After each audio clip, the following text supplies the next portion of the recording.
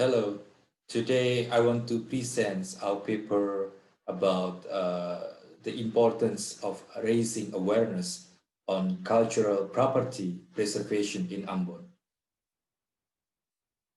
This paper aims to raise awareness on the importance of the preservation of cultural objects and symbols in Ambon as one way to promote sustainable peace in the region. This preservation needs to involve all individual members of the communities and could be supported by all levels of government.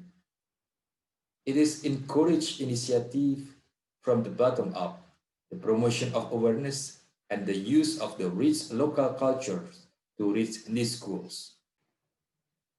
To start with, I would like to talk about the cultural property in general. Why it is important to its community. Our experiences have proved that cultural property reflects the life of the community. It creates identity and history, transcending human generations, linking the past, present, and future of human evolutions. Therefore, cultural property as part of cultural heritage represents the most important foundations for creating and maintaining identity, belonging, and citizenship values. It reinforces an individual and collective sense so as to construct a sense of social cohesion.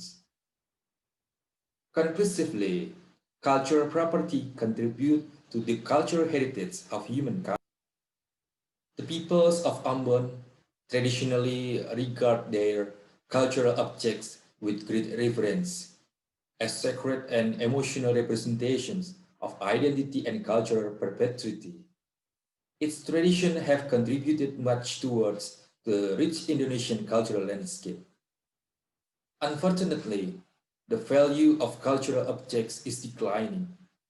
Firstly, because of the dilution of living values. For the past century in particular, a decline in the transmission of traditions, cultural heritage, and values from generation to generation should be noticed. It is observed that many of the younger generations have lost their involvement and interest in important objects and traditions that have been maintained for centuries.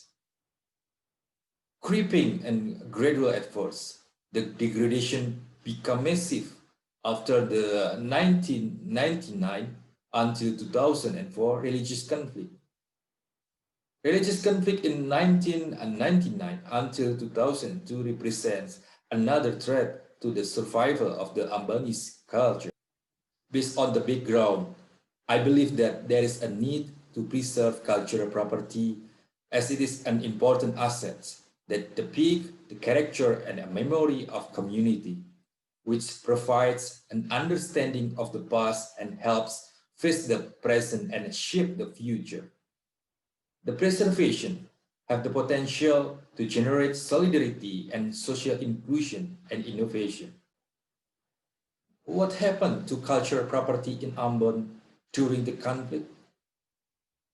Hundreds of these cultural symbols were destroyed, including 144 churches, mosques, and religious sites.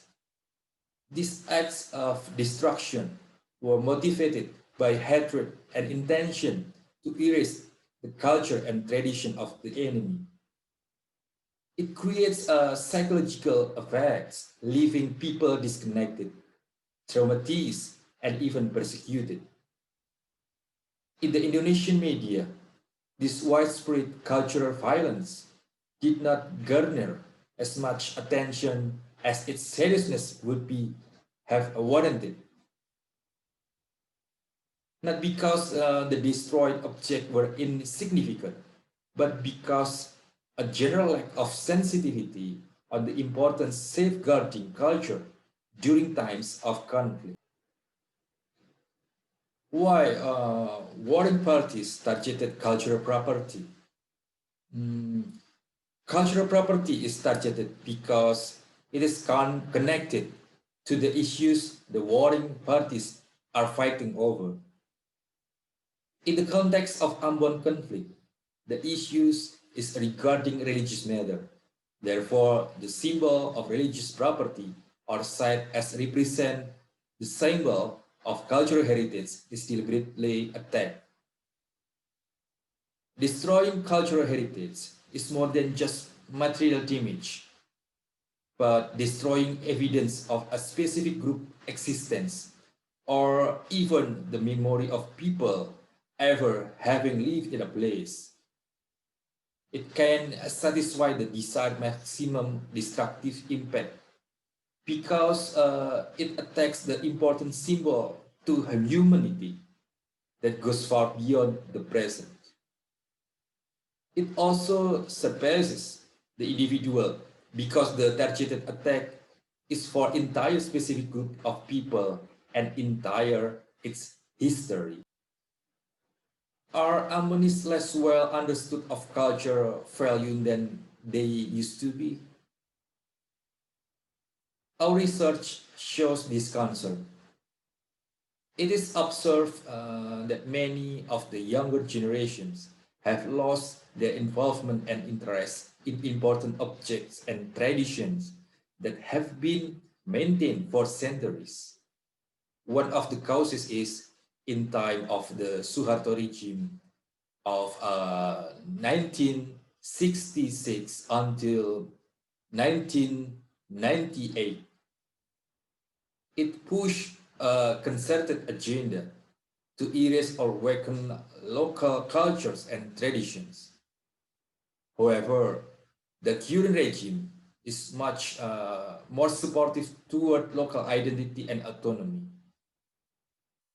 The promulgation of Law 6 of 2014 signified the state's open support for Indonesians' many unique culture and values. Therefore, this is an excellent opportunity to right the damage caused by Soeharto regime's oppressive rules. So, how does communication play an important role in cultural preservation through raising awareness?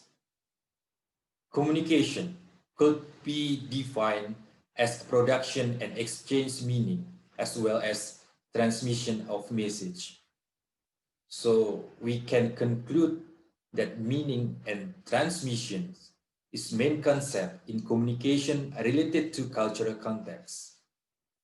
Meaning is socially constructed and then transmitted to next generations. So symbols become essential part in communications. Through cultural property as a symbols, Ambonese constructed meaning of brotherhoods. The significance of brotherhoods with peace communication. We found that only certain people who have authority to share or to communicate meaning of cultural property. Communication and culture could be imagined as two sides of the coin. One side, communication shapes and preserves culture, and the other side, culture determines communications. The metaphor portrayed culture and communication among Ambonese. The problem is a lack of culture property preservations. It could be serious problems for peace communication that has been good. So communication plays an important role in cultural preservation and vice versa. Ambon has recovered from the devastating conflict, but rather than as a moment of relaxation, this peace should instead be seen as an opportunity to reinforce respect and protection of its many cultural objects. It is time to rebuild the broken community, re-establish its identity. This is not only a responsibility of the Indonesian and local governments, but also the responsibility of Ambonese, who have the greatest stake in the matter. Such an effort should involve integrating coordination and cooperation between all levels of society. Based on a Vado Convention, cultural property is a resource for human development, the enhancement of cultural diversity, and the promotion of intercultural dialogue. Therefore, it's urgent to preserve it.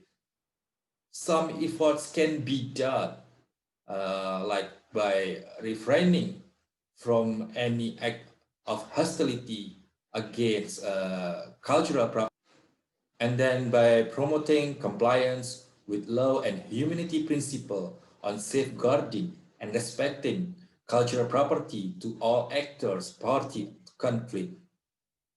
By recognizing cultural property protection as humanitarian issues, and then by enhancing cultural literacy. I means that cultural literacy is the ability to understand and behave towards culture. So, how to develop the cultural literacy? It needs a strategic communication through initiation. So, cultural literacy could be developed at three aspects. First, in family. For example, parents should introduce values of cultural property. Second is school. School also can insert a lesson about history and significance of cultural property for peaceful community in curricula. And then in community, it hold a traditional event for youth Ambonese. So by enhancing cultural literacy, it encourages peace of communications. So this is the final of our presentation, and thank you.